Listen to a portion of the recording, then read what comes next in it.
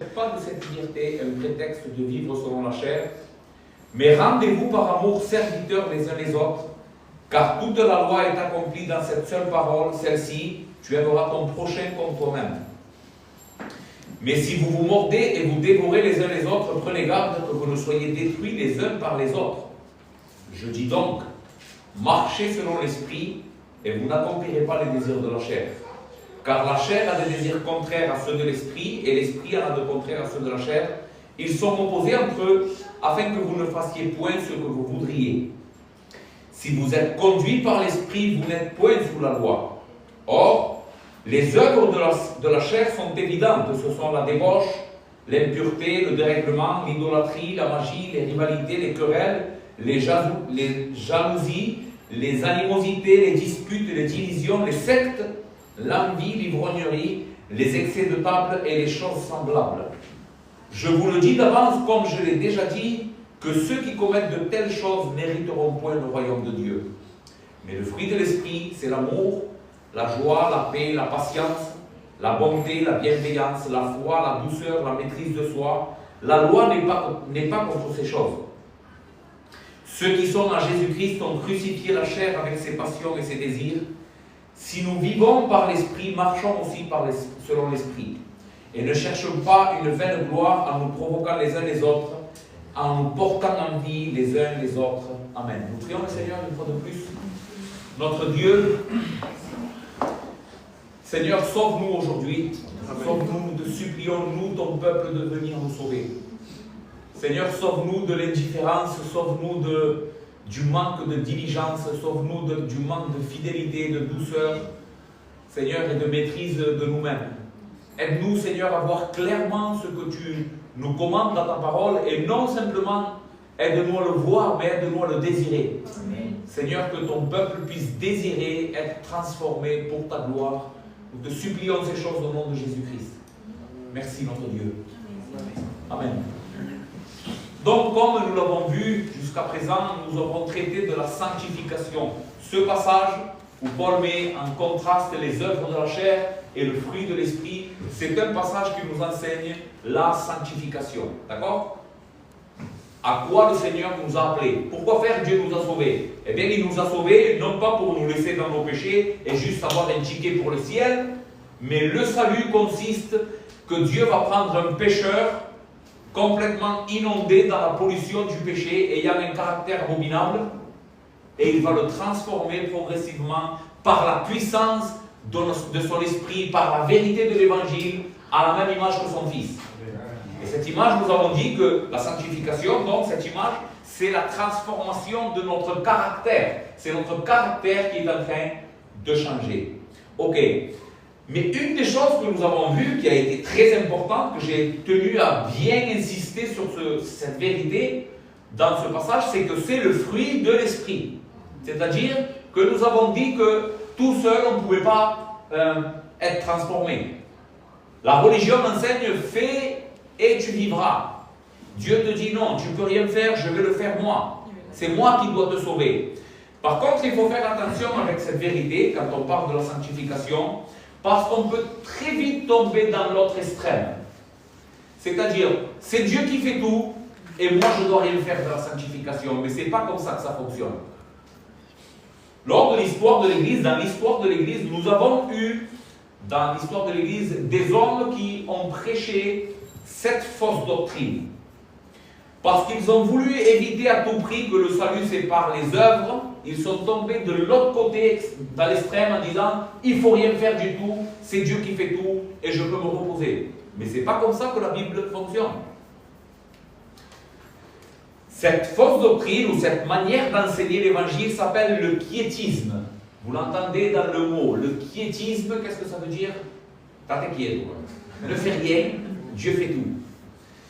L'homme ou un des hommes qui a prêché cette fausse doctrine et qui a été reconnu par l'Église comme un hérétique, c'est Miguel Molina. Il est né en 1628, il est mort en 1696. Cet homme était un des pères du quiétisme. Et le quiétisme, les frères, c'est une fausse doctrine. Dans la sanctification, on ne doit pas juste croire ce que Dieu a dit dans sa parole et c'est tout et rien faire. il faut croire et agir. Les deux choses sont très importantes dans la sanctification, croire et agir. De manière que la croissance dans la sanctification, et ça c'est très important que tu puisses le comprendre, n'est pas quelque chose de facile. Être transformé à l'image de Christ n'est pas quelque chose de facile. Et si tu es un vrai chrétien, tu sais de quoi je suis en train de parler parce que tu ne seras jamais satisfait de ton avancement dans la foi. Qui c'est qui est satisfait aujourd'hui de comment il ressemble à Christ? Levez la main, celui qui est satisfait. Non, il n'y en a aucun. Tous, nous nous lamentons. Tous, nous sommes déçus. Tous, nous ne sommes pas contents de comment notre vie de sanctification avance. Parce que la sanctification est quelque chose de difficile. Et nous allons voir aujourd'hui que la sanctification demande de beaucoup d'efforts. Et j'irai même plus loin que simplement des efforts. La sanctification demande du sacrifice. Du sacrifice, c'est-à-dire mourir. Mourir à soi-même.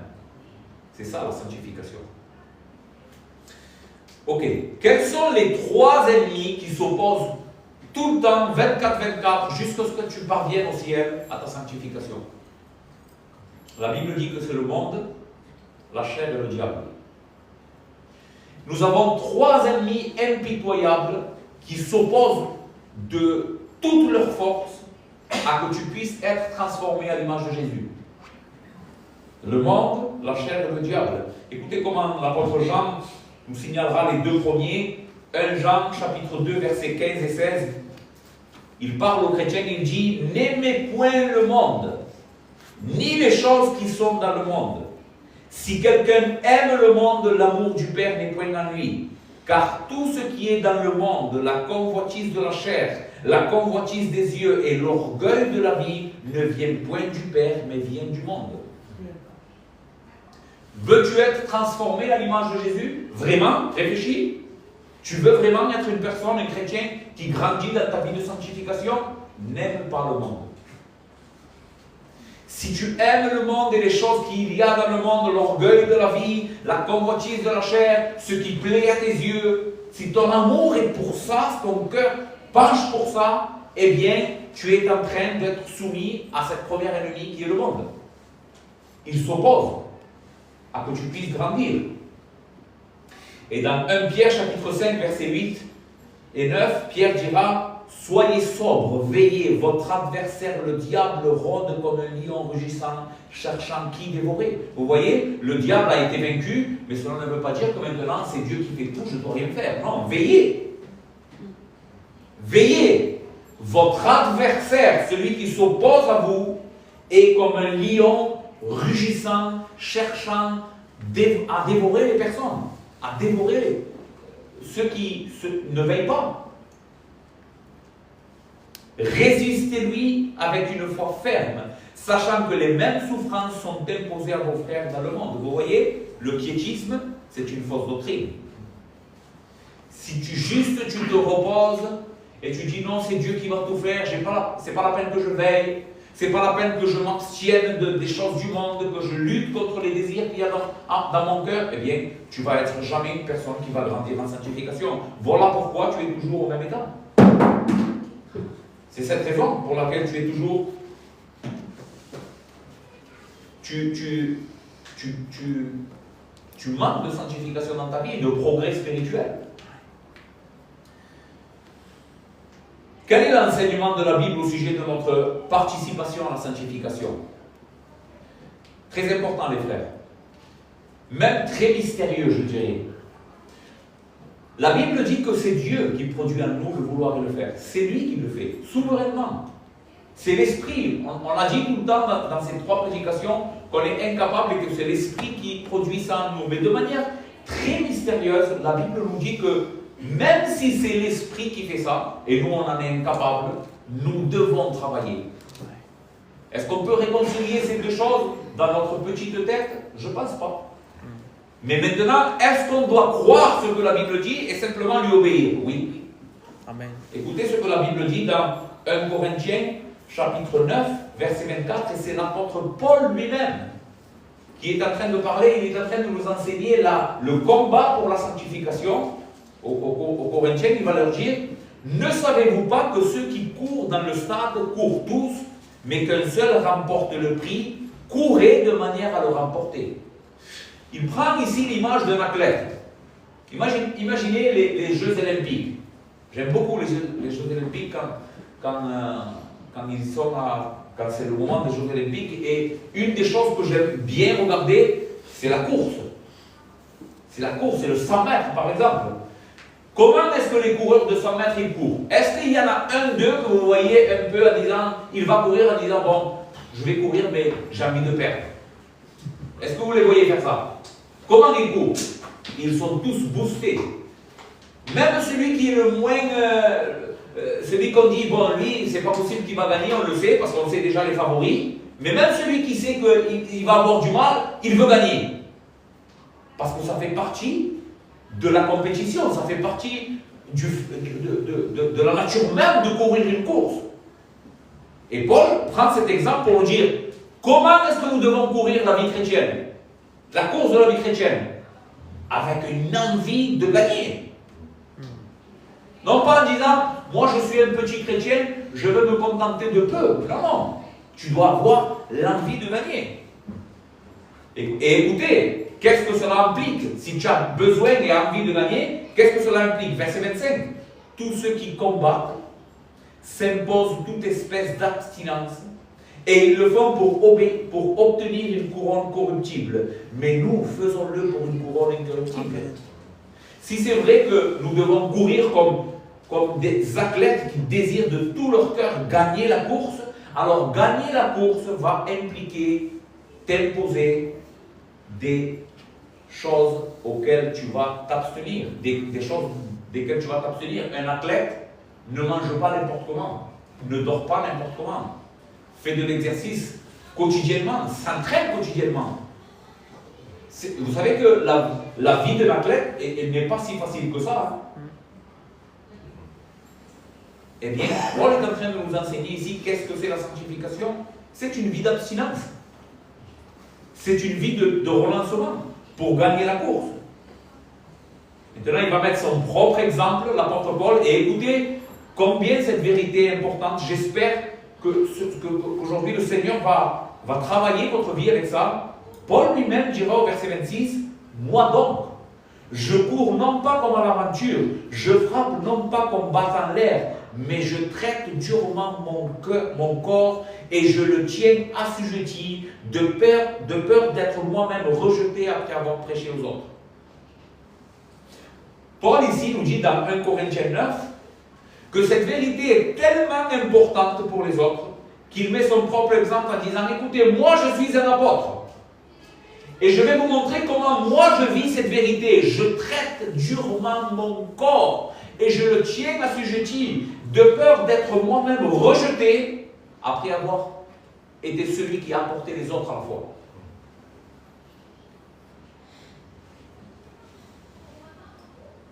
Comment est-ce que la Bible nous décrit ici la vie de sanctification?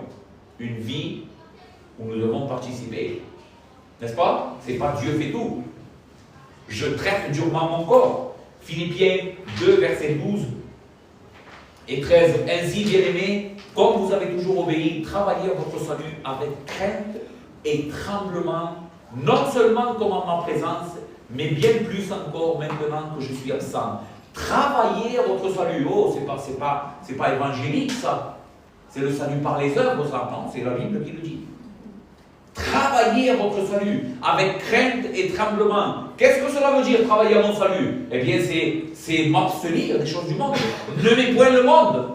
Si quelqu'un aime le monde, Jean nous a dit tout à l'heure, l'amour du Père n'est point en lui.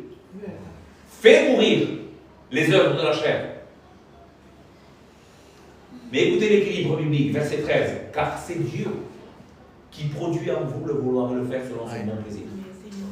C'est nous qui devons le faire. C'est nous qui devons vivre une vie comme un athlète, tout en étant confiants que Dieu nous donnera la force pour accomplir ce que nous ne pouvons pas faire.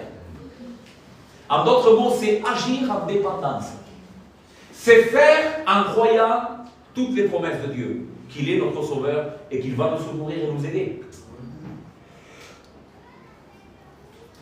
Comment est-ce que notre passage enseigne cette vérité? Le texte que nous sommes en train de voir aujourd'hui. Verset 24, il est écrit, ceux qui sont en Jésus-Christ, c'est-à-dire ceux qui ont vraiment l'Esprit de Dieu en eux, ont crucifié la chair avec ses passions et ses désirs. Si nous vivons par l'Esprit, marchons aussi par l'Esprit.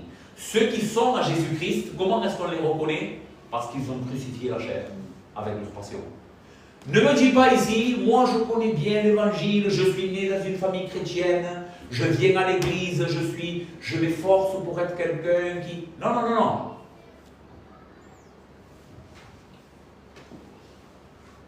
Ce qui nous montre ici dans notre passage, qui sont les vrais chrétiens, ce sont ceux qui ont crucifié la chair avec ses passions.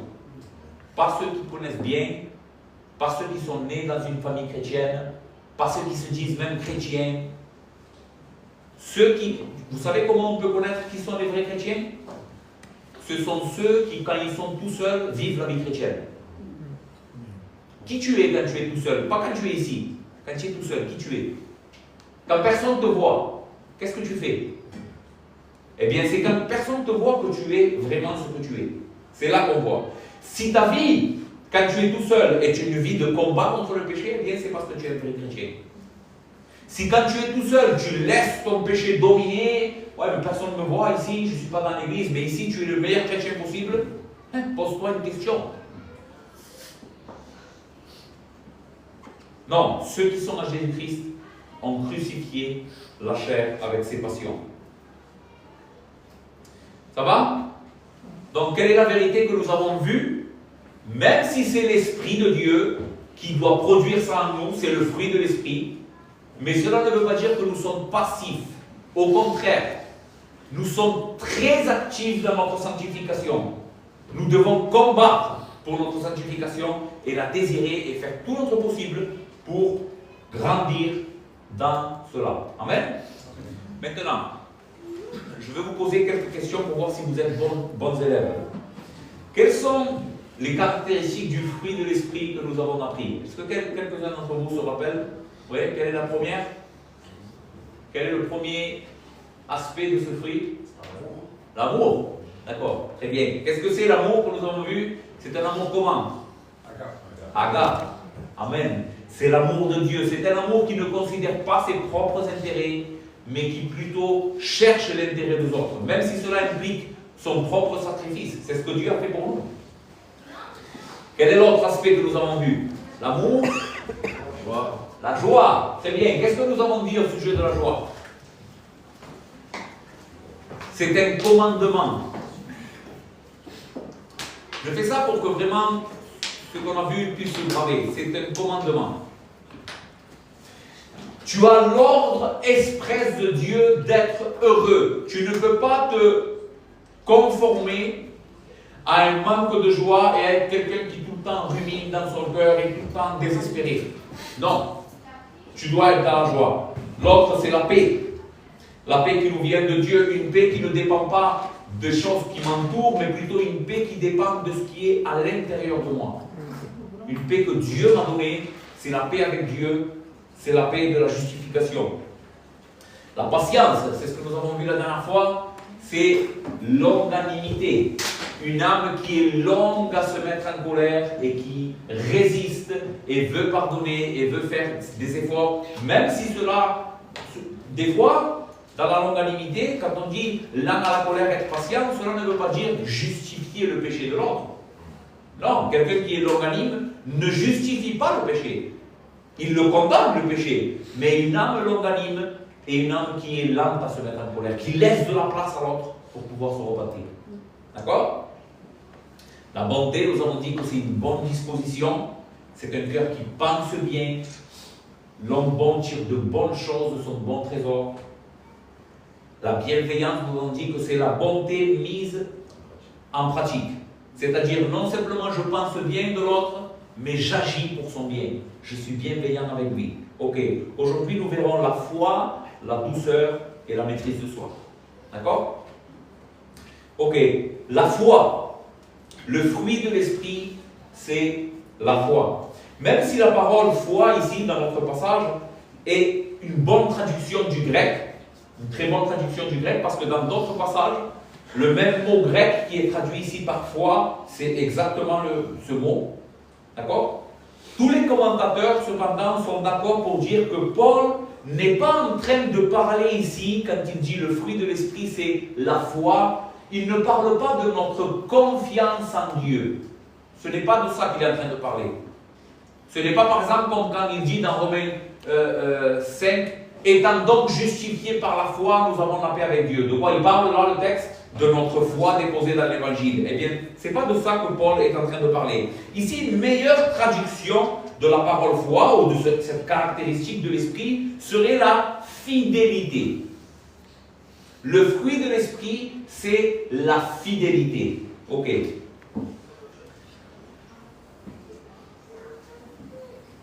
Qu'est-ce que c'est la fidélité? On pourrait dire aussi la loyauté. Fidélité, loyauté sont des choses, des concepts très proches. Le fruit de l'esprit, c'est être une personne fidèle, une personne loyale. Et vraiment, j'en parlais avec des frères tout à l'heure, j'ai découvert quelque chose que je désire de tout mon âme.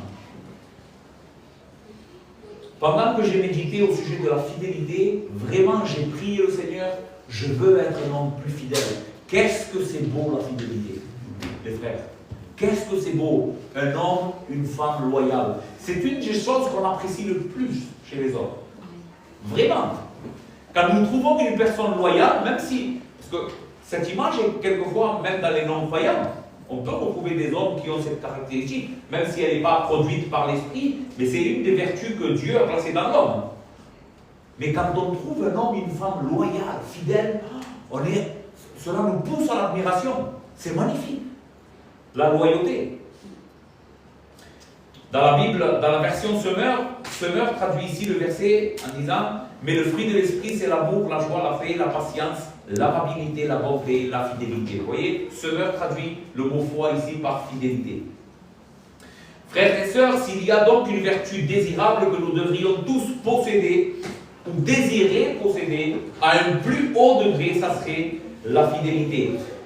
Vraiment, être fidèle, et ici c'est une des choses que je veux vous enseigner aujourd'hui au sujet de ça, être fidèle, ce n'est pas quelque chose qui va simplement toucher quelques aspects de notre vie et qu'on ne va pas retrouver. En réalité, quand nous voyons et nous étudions la fidélité, nous allons voir comment la fidélité en réalité touche presque toute la nature humaine. Tout ce que nous sommes, tout ce que nous faisons, a besoin de fidélité. Être un homme ou une femme fidèle va transformer ta vie.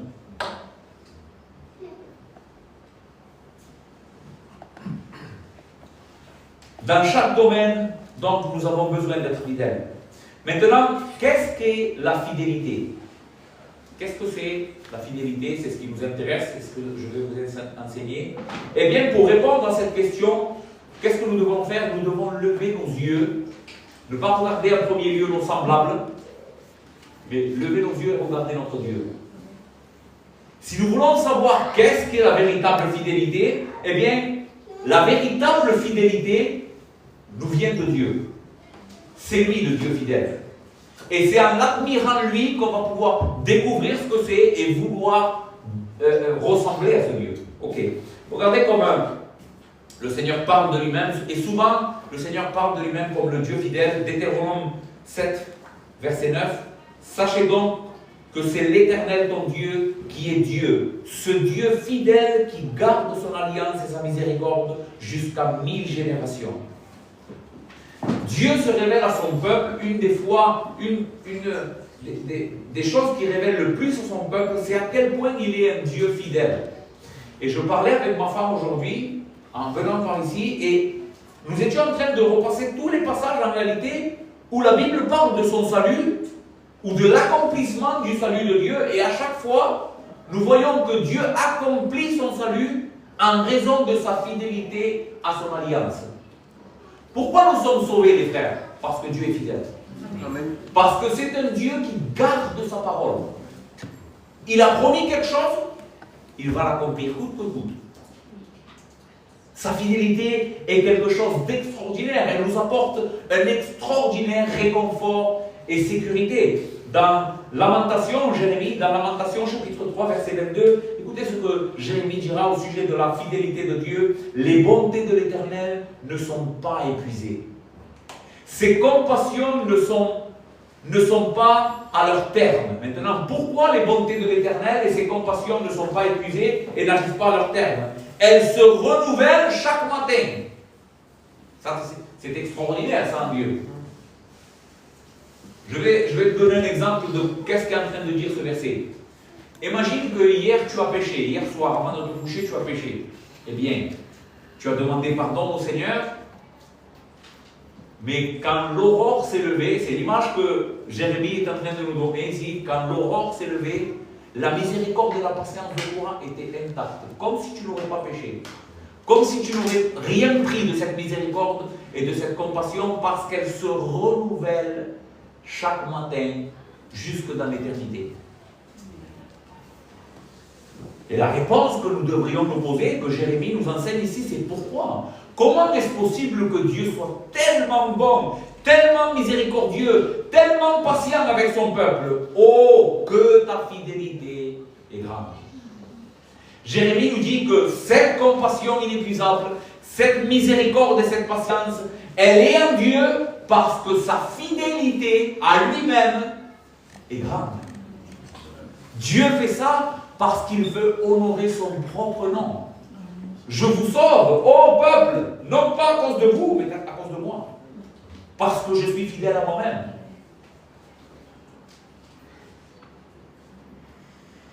Marie, la Vierge qui enfanta notre Messie, quand l'ange va venir la visiter, et il va lui dire, tu enfanteras un fils, et ça sera lui le sauveur, le Messie promis.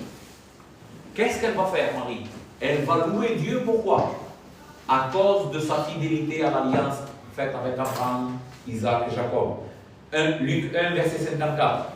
Il a secouru Israël, son serviteur, et il s'est souvenu de sa miséricorde, comme il l'avait dit à nos pères envers Abraham et sa postérité pour toujours. Vous voyez, Marie connecte cette bonne nouvelle que le Messie promis est là avec la fidélité de Dieu à sa promesse à ses pères. Qu'est-ce que c'est que je suis en train de vivre? L'accomplissement de la parole de Dieu. Il a promis et il accomplit. Donc celle-ci est l'image de la fidélité inébranlable de Dieu. Dieu est un Dieu fidèle qui accomplit toujours et qui garde sa parole. C'est un Dieu d'honneur. Christ est un Seigneur d'honneur. Cette même fidélité de Dieu que nous trouvons dans l'Ancien Testament se retrouve parfaitement en Christ, parce qu'il est le Dieu véritable. Apocalypse 19, 20, écoutez ce que Jean dira au sujet de Jésus. Puis je vis le ciel ouvert, et voici parut un cheval blanc. Et ici il parle de notre Seigneur. Celui qui le montait s'appelait fidèle et véritable, et il juge et combat avec justice. Notre Seigneur Jésus-Christ est appelé, c'est son nom, c'est sa nature. Il est fidèle et véritable. Ok.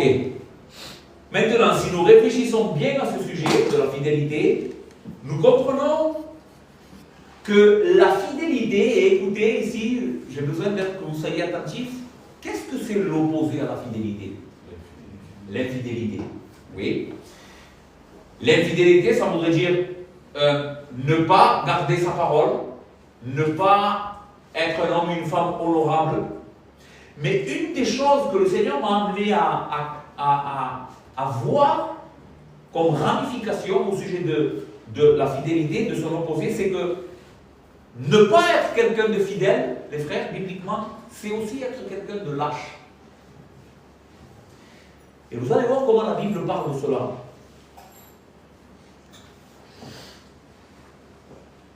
Donc, quand nous réfléchissons, nous comprenons que c'est le contraire de la lâcheté. La fidélité est le contraire de la lâcheté. Et c'est pour cette raison que cette vertu est si extraordinaire. Et que nous l'apprécions tellement dans les autres. Quand nous voyons quelqu'un de fidèle, nous ne sommes pas simplement en train de voir quelqu'un qui garde toujours sa parole et qui est honorable, mais nous voyons quelqu'un aussi de courageux. Parce que accomplir sa parole et faire ce que nous devons faire, qu'est-ce que cela demande? Du courage. Ça demande du courage, beaucoup de courage. Des fois, du courage en ce qui concerne le renoncement à moi-même. Et c'est de ça que je veux vous parler particulièrement. Être fidèle, donc, ce n'est pas être lâche. Ce n'est pas être lâche. Et Dieu, dans sa parole, condamne la lâcheté et le manque de fidélité comme un grave péché. Apocalypse 21, versets 7 et 8. Regardez ce que Dieu dira. Celui qui vaincra héritera de ces choses. Je serai son Dieu et il sera mon fils. Mais pour les lâches, les incrédules, les abominables, les meurtriers, les débauchés, les magiciens, les idolâtres et tous les menteurs, qui est une sorte de lâcheté. Mentir, c'est pas être fidèle, c'est ce qu'a dit David, mais c'est une forme de lâcheté. Leur part sera dans les temps de feu ardent et de soufre, ce qui est la seconde mort. Dieu condamne la lâcheté. Parce qu'elle est le contraire de ce qu'il est. Il est un Dieu fidèle, un Dieu fort et honorable, et ceux qui sont lâches, eh bien, seront condamnés. La lâcheté aussi peut être vue chez les hommes comme de la duplicité. La Bible parle de ça comme, vous savez, quand un homme est double, ça fait partie aussi de l'infidélité. Celui qui est infidèle, qu'est-ce qu'il fait? Il a un visage devant quelqu'un, mais quand cette personne est tournée, il est infidèle parce qu'il a un autre visage. C'est de l'infidélité. Eh bien, la Bible condamne cela comme étant un grave péché aussi. La duplicité. Écoutez ce que Proverbe 6, 12 à 19 dira. L'homme pervers, l'homme inique, marche la fausseté dans la bouche. Il cligne des yeux, parle du pied, fait des signes avec ses doigts. La perversité est dans son cœur. Il médite le mal en tout temps. Il excite des querelles. Aussi, la ruine arrivera-t-elle subitement? Il sera brisé d'un coup et sans remède. Et écoutez maintenant, il y a 6 choses que hait l'Éternel. Quelles sont les choses que Dieu n'aime pas? Il les hait. Et même celles qu'il a en horreur, les yeux hautains, la langue menteuse, les mains qui répandent le sang innocent, le cœur qui médite des projets iniques, les pieds qui se hâtent à courir au mal, le faux témoin qui dit des mensonges et celui qui excite des querelles entre frères.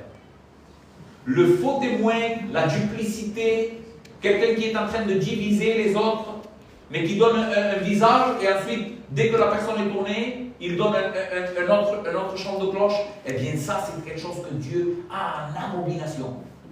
Et qu'est-ce que c'est ça? C'est un manque de fidélité. Parce que celui qui est fidèle, les frères, dit la vérité en tout temps. Celui qui s'efforce pour être fidèle, peu importe ce que je vais subir, je vais dire la vérité.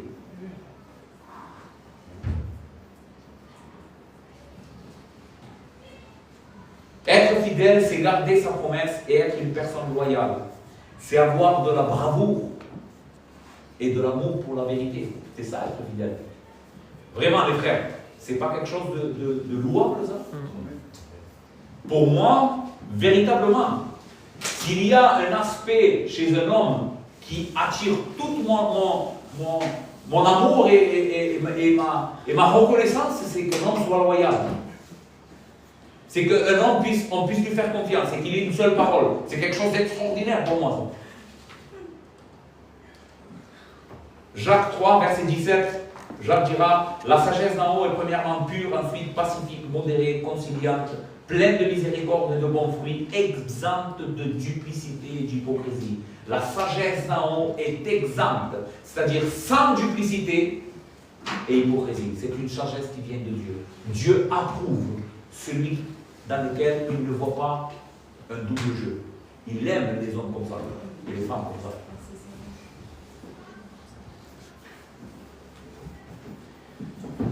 Ok, maintenant, Savez-vous pourquoi on a tellement de mal à croire Dieu et ses promesses? À votre avis, à la lumière de ce que nous venons de dire, pourquoi on a tellement de mal à croire ce que Dieu nous dit dans sa parole, à son sujet et à notre sujet? Eh bien, c'est parce que nous manquons, nous, tellement de fidélité. Et nous connaissons si bien la nature humaine et on sait que les hommes autour de nous, en nous incluant nous-mêmes, on est capable de beaucoup d'infidélité, qu'on doute. On a du mal à croire qu'il existe une seule personne dans cet univers qui fasse toujours ce qu'il dit. Si on serait plus fidèle, nous, et c'est pour ça que tu dois désirer la fidélité, parce que la fidélité va t'aider à mieux croire en Dieu. Plus tu vas être une personne fidèle, plus tu vas faire confiance à une personne qui est fidèle. Moins tu es fidèle, plus tu vas avoir de mal à croire la fidélité de Dieu.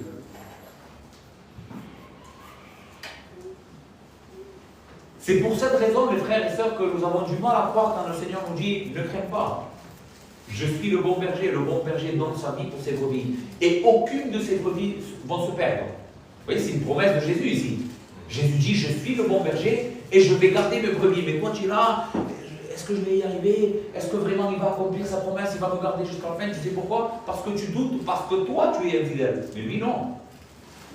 Lui, nous avons dit, il est le Dieu fidèle qui accomplit toujours ce qu'il promet. Amen. Philippiens 2, verset 3 à 11. Ne faites rien par l'esprit de parti ou par vaine gloire. Écoutez ce que Jésus, l'exemple de Jésus ici. Mais que l'humilité vous fasse regarder les autres comme étant au-dessus de vous-même.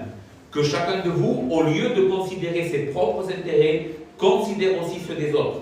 Ayez en vous les sentiments qui étaient en Jésus-Christ, lequel, existant en forme de Dieu, n'a point regardé comme une proie arrachée d'être l'égal avec Dieu, mais s'est humilié lui-même en prenant une forme de serviteur et en devenant semblable aux hommes. Et ayant paru comme un simple homme, il s'est humilié lui-même, se rendant obéissant jusqu'à la mort de la croix.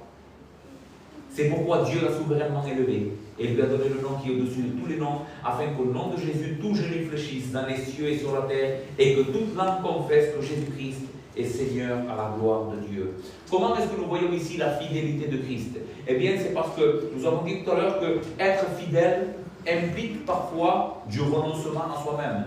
Et le texte de Paul ici nous dit que Jésus n'a pas regardé comme une proie à arracher être l'égal de Dieu, mais parce qu'il a promis qu'il allait venir nous sauver, il s'est défait de cette gloire. C'est extraordinaire, mes frères. Écoutez la fidélité de Christ. Il est Dieu d'éternité en éternité, le ciel l'adorait. Mais au moment où, quand les temps se sont accomplis, il a pris forme humaine. Et prendre forme humaine pour accomplir sa promesse a impliqué qu'il renonce à lui, qu'il renonce à sa gloire, qu'il prenne la forme d'un serviteur et qu'il aille mourir sur une croix. Mais il l'a fait parce qu'il est fidèle. Amen. Parce qu'il est fidèle. Amen. Parce que c'est un Dieu de parole. Si nous serions donc plus fidèles, nous aurions plus de facilité à croire ce que Dieu dit. Et nous avons tellement de preuves pour le croire. Tellement de preuves pour lesquelles nous devrions le croire. Maintenant, une application à cette première vertu que nous avons vue aujourd'hui. Envers qui devrions-nous être fidèles? À l'exemple de notre Dieu, envers qui? Et donc, premièrement, envers notre Seigneur, n'est-ce pas? La fidélité à qui nous devons premièrement toute fidélité et dévotion, c'est à lui. Celui qui nous a aimés et qui a donné sa vie pour nous. Chaque acte de rébellion, écoutez bien, chaque acte de rébellion ou de péché envers Dieu est vu comme de l'infidélité. Si vous êtes une personne qui a lu l'Ancien Testament, il y a quelque chose qui a dû vous marquer. C'est que quand Dieu parle à son peuple et lui reproche ses péchés, souvent, il le fait comme si un homme marié parlerait à une femme infidèle. Pourquoi il fait ça? Quand Israël allait vers d'autres dieux, et adoraient d'autres dieux, Dieu se révélait à eux en leur disant, qu'est-ce que vous avez fait? Vous êtes une femme infidèle. Vous avez commis un adultère avec d'autres dieux. Pourquoi? Parce que le péché, les frères, ce n'est rien de plus que de l'infidélité. Chaque fois que nous commettons un péché, et j'espère que ça va t'aider à craindre ton péché, tu es infidèle à Dieu. Ce Dieu qui t'aime, qui a donné sa vie pour toi, c'est comme si tu le tromperais. Voici comment Dieu vit ton péché. Cela ne te dégoûte pas du péché, n'est-ce pas? Donc nous devons être fidèles à notre roi et n'avoir aucune amitié avec ses ennemis. Si une femme veut être fidèle à son mari, qu'est-ce qu'elle va faire? Elle ne va pas simplement aller avec d'autres hommes, mais aussi elle va défendre l'honneur de son mari. Elle va défendre la personne de son mari, sa réputation. Mais c'est de cette manière que nous devons agir envers Dieu. Non simplement nous devons nous éloigner du péché, mais nous devons aimer ce que Dieu aime et haïr ce que Dieu haït. En défendant son honneur et sa gloire. Et comment est-ce que nous pouvons faire ça? Eh bien, en proclamant sa vérité. Même quand le monde s'oppose à nous, même quand le monde dira le christianisme c'est une folie, eh bien, si nous voulons être fidèles, c'est proclamer la vérité de Dieu. Dans tous ses aspects. Donc nous devons être premièrement fidèles à notre Dieu, même quand la société ne veut pas. Aujourd'hui, nous vivons dans une société anti-chrétienne. Quel est notre devoir? Si Dieu condamne ce que cette société aime, eh bien nous devons être fidèles à Dieu plutôt que nous. Et de dire la vérité, même si cela va impliquer qu'on va souffrir. Mais nous voyons que la fidélité, la vraie fidélité, implique le renoncement et mourir à soi-même. Donc, fidélité, premièrement, envers Dieu. Deuxièmement, la fidélité envers notre prochain. Nous devons être fidèles à nos semblables. Et être fidèle, c'est avoir de l'honneur. Et faire tout notre possible pour être reconnu comme une personne fiable et digne de confiance. Qu'est-ce que c'est être une personne fidèle? Il faut que tu donnes cette image aux autres. C'est quelqu'un de confiable. C'est quelqu'un en qui je peux mettre ma confiance. S'il me donne sa parole, s'il promet de faire quelque chose, s'il s'engage pour quelque chose, je suis sûr qu'il va accomplir ça. Les personnes qui ont cette faille de caractère, et les frères, je vous rassure, à un certain degré, peut-être les uns plus, les autres moins, mais ne croyez pas que vous n'avez pas ce problème dans votre vie. Nous sommes pécheurs, et le péché nous a rendus infidèles. Nous devons grandir dans cette fidélité. Donc, dans une certaine mesure, nous sommes tous infidèles. Nous manquons tous un peu à notre parole. Et je sais que chez les gitans, c'est dur ça. Mais des fois, il faut reconnaître que nous avons besoin de faire plus d'efforts pour être plus fidèles. Donc, être fidèle à notre prochain, c'est respecter nos engagements. Quel engagement? Premièrement, avec notre famille, notre mariage. Vous savez que le mariage, les frères, ce n'est pas une envie. Je ne dois pas respecter mes engagements avec ma femme quand je le ressens. C'est pour ça que le Seigneur est tellement intelligent qu'il sait que si le mariage dépendrait simplement que de mon état d'âme, eh bien je serais tout le temps infidèle. Mais Dieu a donné le mariage comme une alliance. Vous avez un problème avec le téléphone, hein? À chaque fois il tombe tous les 5 minutes. Okay. Dieu a donné le mariage comme une alliance. Qu'est-ce que c'est une alliance? Une alliance, c'est une promesse. D'accord? Et une promesse, je ne dois pas l'observer quand je le ressens dans mon cœur. Je ne dois pas pardonner ma femme ou mon mari quand je le ressens dans mon cœur. Je ne dois pas aimer mes enfants quand j'ai de l'amour pour eux. J'ai l'obligation, parce que je suis dans une alliance. Et être fidèle, c'est respecter ses engagements. Et cela équivaut avec toutes nos relations humaines que nous avons avec tout un chacun. Dernièrement, dernière application, nous devons être fidèles envers l'Église. Être fidèle envers Dieu, être fidèle envers notre prochain, être fidèle envers l'Église. Et qu'est-ce que cela implique, être fidèle envers l'Église? Eh bien, c'est aussi être une personne en qui on peut faire confiance. Une personne en qui on peut... Ce frère a promis, il va faire ce qu'il a dit. C'est respecter ses engagements, les frères. Et souvenez-vous de ce qu'on a dit, des fois, l'infidélité prend la forme de la flemme. Je vais vous donner un exemple.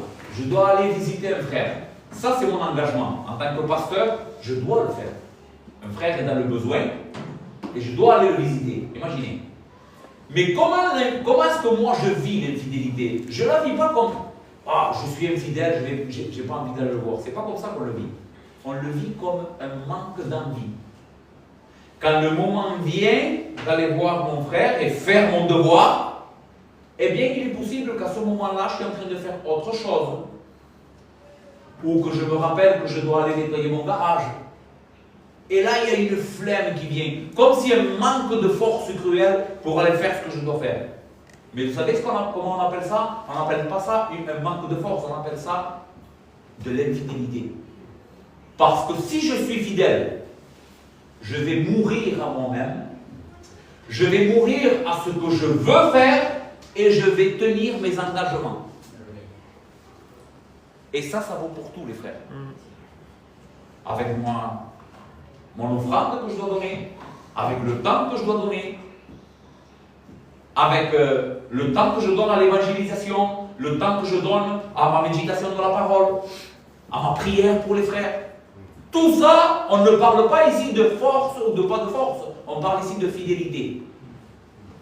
Souviens-toi de ça, parce que ça va t'aider. Crois-moi, au moment où tu vas avoir la flemme pour prier pour les autres, ne pense pas, j'ai pas de force. Pense, je suis quelqu'un d'infidèle là. Et tu vas voir comme la force va venir. Parce que si tu veux être fidèle, tu peux. Tu peux. Ok. Bon, je vais passer, j'en ai assez dit sur la fidélité. Je crois que vous avez compris donc. C'est le fruit de l'esprit qui va nous transformer à l'image de Christ. C'est-à-dire une personne fidèle, une personne honorable qui tient ses engagements. Comme Christ a tenu le sien. L'autre aspect, c'est la douceur. Nous le voyons dans notre passage. Le fruit de l'esprit, c'est la foi ou la fidélité, la douceur. Qu'est-ce que c'est ici la douceur? La douceur ici ne nous parle pas simplement d'un caractère doux, tranquille, c'est plus que ça. Ça peut inclure ça, mais c'est plus que ça. Ici, la douceur, elle pourrait être décrite avec trois caractéristiques. C'est une soumission à la volonté de Dieu, Colossiens 3,12. C'est la facilité avec laquelle quelqu'un se laisse enseigner, Jacques 1,21, et la considération pour les autres. Qu'est-ce que c'est une personne douce? Le fruit de l'esprit, c'est la douceur. Quelqu'un qui est doux, c'est quelqu'un qui va vite s'accommoder à la volonté de Dieu pour lui. Imaginez, je vais vous mettre un exemple. Je demande un crédit pour une maison. J'ai très envie d'avoir la maison, j'en ai besoin même. Et je sais que ça serait quelque chose de bien pour moi. Mais souvent on dit que la volonté de Dieu se fasse, n'est-ce pas? Ok. Mais imagine que la banque refuse ce crédit. Et là, quelqu'un qui est doux, au lieu que cela travaille son cœur et il se mette mal, il est quelqu'un qui s'accommode très vite à la volonté de Dieu. Seigneur, je veux être humble et doux. Je me soumets à ce que toi tu as décrété pour moi. C'est ça de la douceur. De la douceur, c'est quelqu'un qui se soumet plus rapidement à la divine providence de Dieu. Et cela peut être dans tous les aspects de la vie. Je suis content de mon travail, je me soumets à ta volonté. Je suis content du mari que tu m'as donné, même s'il a mauvais caractère. Je vais travailler avec ça. Donc c'est une personne douce. Pourquoi? Parce qu'elle se soumet volontairement à la volonté de Dieu. La deuxième facette, c'est qu'elle est quelqu'un de facilement enseignable. Quelqu'un de doux, c'est pas quelqu'un de borné. Et Dieu sait que j'en ai besoin, moi, de cette qualité. Quelqu'un de doux, c'est quelqu'un qui, quand on lui enseigne quelque chose, quand on lui montre quelque chose, qu'il se trompe, et qu'on lui enseigne, quelqu'un de doux, c'est quelqu'un qui est vite enseignable. Et la Bible loue ça. La parole de Dieu loue cette vertu de la douceur. Que l'homme qui est enseignable, qui est prompt à corriger, à être corrigé, c'est quelqu'un qui est béni de Dieu. Parce que c'est quelqu'un de sage et d'intelligent. Donc la douceur est décrite dans les Écritures comme quelqu'un qui est facilement enseignable et qui reconnaît très vite ses erreurs. La douceur est aussi considérée dans les Écritures comme quelqu'un qui considère les autres. Nous l'avons vu dans le passage de Philippiens, considérer les biens des autres au-dessus de nous-mêmes. C'est de la douceur. Vous savez que Jésus, quand il parle de lui, une de celles fois où Jésus nous dit de l'imiter, même si nous devons imiter Jésus, même quand il ne l'a pas dit, mais une des fois où le Seigneur a dit comment lui se voyait lui-même, il dit dans Matthieu 11, verset 28, « Venez à moi, vous tous qui êtes fatigués et chargés, je vous donnerai du repos. Prenez mon joug sur vous et recevez mes instructions, car je suis doux et humble de cœur. » Jésus se décrit lui-même comme une personne douce, c'est-à-dire une personne qui se soumettait très facilement au plan de Dieu pour lui. Vous savez que Jésus a vécu par la foi? Vous le savez ça? Jésus a vécu par la foi. Jésus a découvert dans les Écritures, sa nature humaine, a découvert dans les Écritures qu'est-ce qui devait lui arriver et comment ça allait lui arriver. Et nous voyons l'apogée de sa douceur dans le jardin de Gethsémani. Il sait qu'il va mourir sous d'atroces souffrances et rejeté de Dieu lui-même, délaissé de Dieu. Et il va dire au Père, Père, si cette coupe peut passer de moi, mais non pas ma volonté. Vous voyez la douceur parle comme ça, non pas ma volonté, la tienne. C'est une volonté qui se soumet. Et Jésus a montré être l'homme le plus doux de tout l'univers. Donc être doux, c'est quelqu'un qui se soumet facilement et qui est enseignable. Amen. Amen. Est-ce que vous le désirez? Amen. Amen. Nous voyons la dernière vertu, et ensuite, je vais essayer de passer vite, et ensuite on terminera, c'est la maîtrise de soi. Franchement, j'ai hésité à le mettre ici, j'aurais pu faire une autre prédication, mais je crois qu'on va passer à autre chose. C'est la vertu, qu'est-ce que c'est la maîtrise de soi? C'est la vertu d'une personne qui contrôle ses passions et ses appétits. Et Dieu sait que c'est vraiment quelque chose d'important pour la sanctification.